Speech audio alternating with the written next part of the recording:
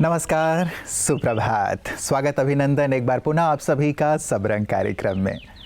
मित्रों, कहते हैं कि जितना आप नकारात्मक बातों से दूर रहेंगे उतना ही सुख और सफलता आपके नज़दीक रहेंगे। बहुत ही पते की बात है। जब भी हम कोई कार्य शुरू करते हैं तो कोई ना कोई नकारात्मक बात हमारे मन पर हावी होने लगती है कि पता नहीं ये कार्य होगा या नहीं होगा, हम कर पाएंगे या नहीं कर पाएंगे। और ये नकारात्मक विचार मन को कमज़ोर कर देता है और हमारी सफलता को हमसे दूर ले जाता है। क्यों ना इसकी जगह पे हम ये विचार करें कि मैं जो कार्य करने जा रहा हूँ उसमें अवश्य सफल होऊंगा। सफलता मेरा जन्म सिद्ध अधिकार है, ईश्वर मेरे साथ हैं और हर कार्य मुझे सफलता मिलेगी ही मिलेगी। जब ऐसे विश्वास के साथ हम आगे बढ़ेंगे, अच्छे विचार के साथ, सकारात्मक विचार के साथ आगे बढ़ेंगे तो निश्चित रूप से सुख और सफलता हमारे कदम चूमेगी। तो गहराई से इस बात पर विचार कीजिएगा और हर कार्य की शुरुआत सकारात्मकता के साथ कीजिएगा। और आइए इसी सुंदर संकल्प के साथ चलते हैं आज के सुवाक्य की ओर। ओम शांति। कहते हैं, अगर खुद पर यकीन है तो अंधेरे में भी रास्ते मिल जाते हैं। परंतु देखा जाता है कि जब भी इंसान के जीवन में दुखों व परेशानियों रूपी अंधेरे आते हैं तो इंसान अपने मस्तक की रेखाएं व हाथों की रेखाओं को बदलने के लिए बाहर किसी सहारे को तलाशने लगता है। परंतु सच्चाई ये है कि इंसान का सबसे परम मित्र, उसका सबसे बड़ा सहारा तो उसके भीतर छिपा है और वो है उसका आत्मविश्वास, जिसे बस जागृत करने की ज़रूरत है। स्वयं को ये स्मृति दिलाने की ज़रूरत है कि मैं भगवान की संतान हूँ। मेरे में असंभव को संभव करने का सामर्थ्य है। मेरे में सर्व शक्तियाँ विराजमान हैं। मेरी विजय, मेरी सफलता निश्चित है। आपकी ये स्मृतियाँ आपके मस्तक की रेखाओं को बदल देंगी और आपके श्रेष्ठ कर्म, शक्तिशाली कर्म आपके हाथों की रेखाओं को बदल देंगे। तो अंधविश्वास नहीं, आत्मविश्वास करें। ओम शांति। मित्रों, नकारात्मक विचार मन में डर भी पैदा कर देता है कि पता नहीं मैं जो कार्य कर रहा हूँ वो कार्य ठीक हो पाएगा या नहीं हो पाएगा। साथ ही शारीरिक रूप से जब हम अस्वस्थ होते हैं, हम या हमारे अपने, तो भी ये नकारात्मक विचार डर के रूप में कि पता नहीं जो दवा दी गई है उससे हम ठीक होंगे या नहीं होंगे, कब तक होंगे, हमारा ये परिजन ठीक होगा या नहीं होगा। ये विचार हमारी जो हीलिंग एनर्जी है जो शरीर में होती है उसे बहुत कम कर देती है और फलतः स्वस्थ होने का जो दर है वो हमारा कम हो जाता है। क्यों ना मित्रों, इस नकारात्मक भाव को हटाएं और पूरे विश्वास के साथ दवा लें या अपना उपचार कराएं कि मैं इस दवा से, इस उपचार से संपूर्ण स्वस्थ होऊंगा ही होऊंगा। आप देखेंगे कि इस विश्वास के साथ जब आप आगे बढ़ते हैं तो आपकी हीलिंग एनर्जी भी बढ़ जाती है और आप जल्दी से जल्दी स्वस्थ भी हो जाते हैं। तो आप हमेशा स्वस्थ रहें, इसी कामना के साथ आइए चलते हैं अपने अगले सेगमेंट, आपकी सेहत आपके हाथ की ओर। नमस्कार, ओम शांति।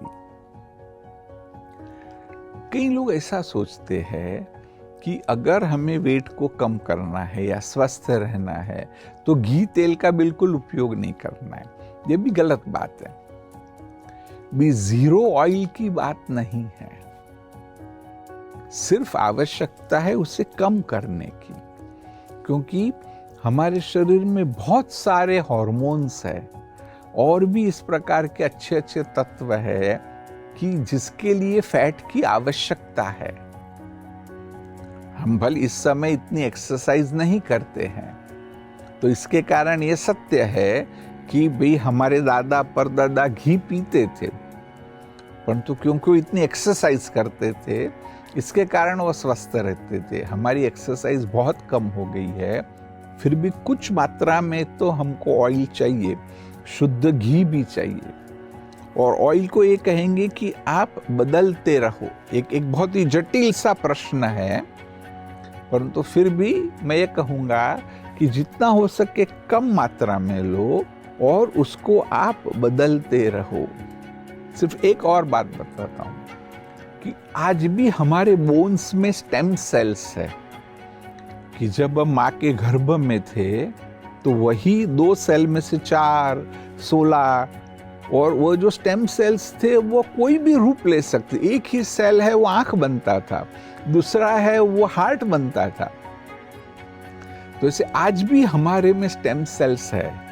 तो जिनके लिए भी संभव हो, भले ऑलिव ऑयल थोड़ा एक्सपेंसिव है, लेकिन अगर आप थोड़ा भी सेवन कर सकते हो, कोई भी एक चीज अगर ऑलिव ऑयल में बने तो वो जो बोन्स के स्टेम सेल्स है उसको थोड़ी मात्रा में बाहर निकालने में भी मदद करता है। वो भी आप एक लंबा स्वस्थ जीवन जीने में वो बहुत ही उपयोगी है।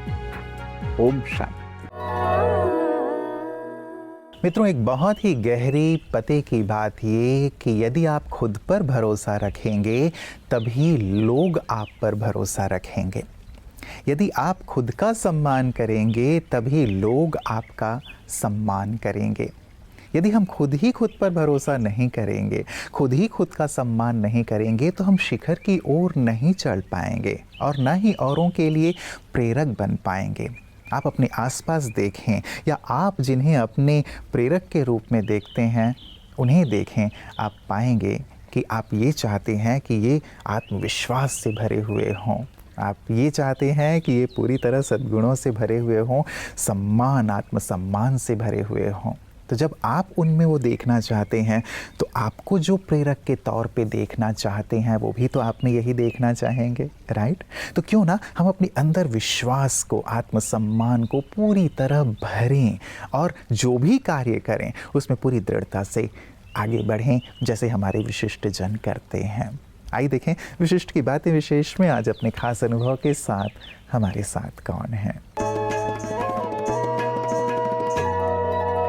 जब मैं ब्रह्म कुमारी के संपर्क में आया तो मुझे लगा ये सबका सम्मिश्रण होकर, गीता, रामायण, संत ग्रंथों का एक मिश्रण होकर जीवन का उद्देश्य और मैं और मेरे से ऊपर उठकर हमारे शब्द का हम इस्तेमाल करें।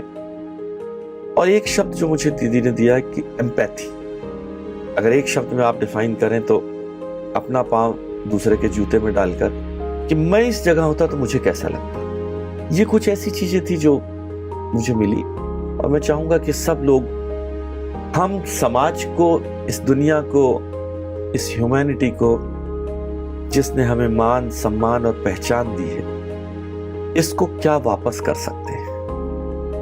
सो मैं यही कहूंगा कि अपने आप को डिवाइनिटी से, स्पिरिचुअलिटी से जोड़ें और समाज को क्या हम दे सकते हैं, बिकॉज ये वर्ड सिर्फ गिवर को सैल्यूट करता है, बैगर से सिंपैथाइज करता है।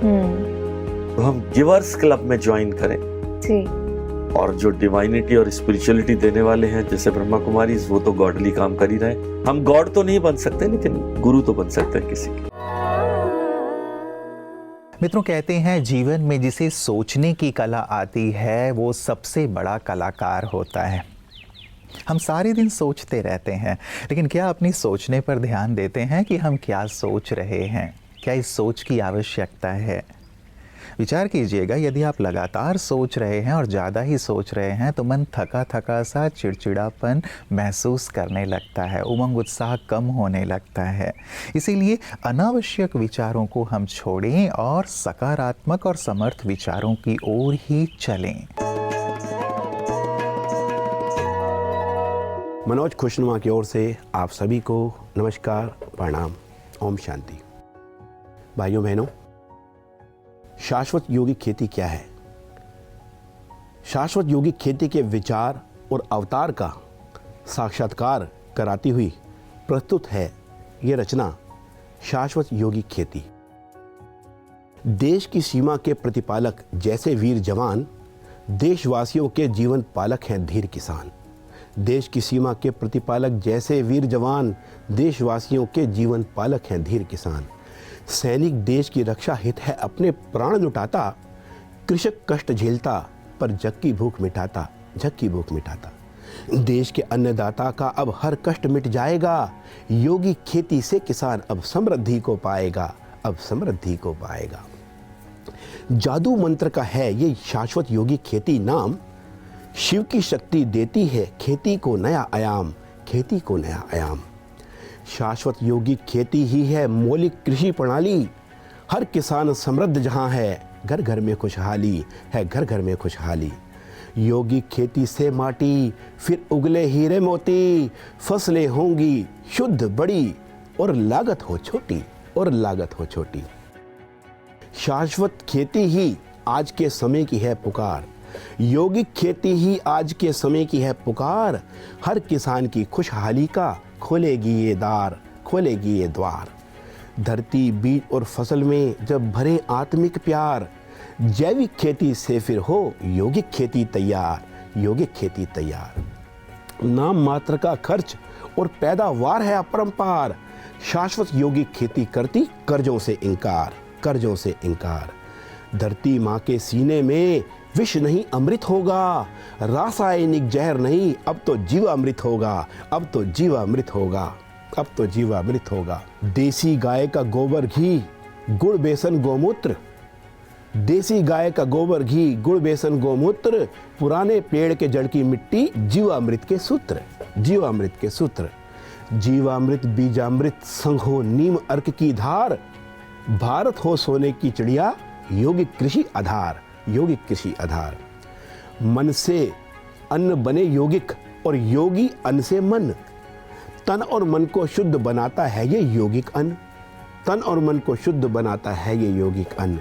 योगिक अन्न खाने से शक्तिशाली हो तन मन। ना डॉक्टर वकील का खर्च, ना घेरे कोई व्यसन, ना घेरे कोई व्यसन, ना घेरे कोई व्यसन। योगिक खेती विधि जो सारी दुनिया ने अपनाई, वसुंधरा होगी अपनी फिर धनी स्वतः फलदायी, फिर धनी स्वतः फलदायी। कलयुग का है अंत, अब सतयुग का नवयुग आएगा। नवयुग की इस नई खेती से धरा गगन मुस्काएगा, धरा गगन मुस्काएगा। और अंत में इसका परिणाम, सुखदायी परिणाम क्या होगा कि अन्नदाता भारत माता का अपना प्राण गंवाएगा। अन्नदाता भारत माता का अपना प्राण गंवाएगा। अब किसान योगी बनकर योगिक अन्न उगाएगा, अब किसान योगी बनकर योगिक अन्न उगाएगा, योगिक अन्न उगाएगा। धन्यवाद, नमस्कार, प्रणाम। मित्रों, विचार कितने भी उत्तम क्यों ना हों, वो सार्थक तभी होते हैं, जीवंत तभी होते हैं जब आचरण में आते हैं, व्यवहार में आते हैं। तो हम अपने सुंदर विचारों को, जिन विचारों की चर्चा हम प्रतिदिन करते हैं, उन विचारों को अपने आचरण में ज़रूर लाएं, अपने व्यवहार में ज़रूर लाएं। विचार करें कि जो सुनने में इतने अच्छे लगते हैं, सुनाने में इतने अच्छे लगते हैं, पढ़ने में इतने अच्छे लगते हैं, वो यदि हमारे जीवन में आ जाएं, आचरण में आ जाएं, तो जीवन कितना सुंदर हो जाएगा, श्रेष्ठ हो जाएगा, औरों के लिए प्रेरक हो जाएगा। तो आएँ, सभी के लिए प्रेरक बने और समाज को, संसार को दिव्यता और श्रेष्ठता की ओर लिए चलें। अपना ख्याल रखिएगा। कल पुनः इसी वक्त आप सभी से मुलाकात होगी। नमस्कार, ओम शांति।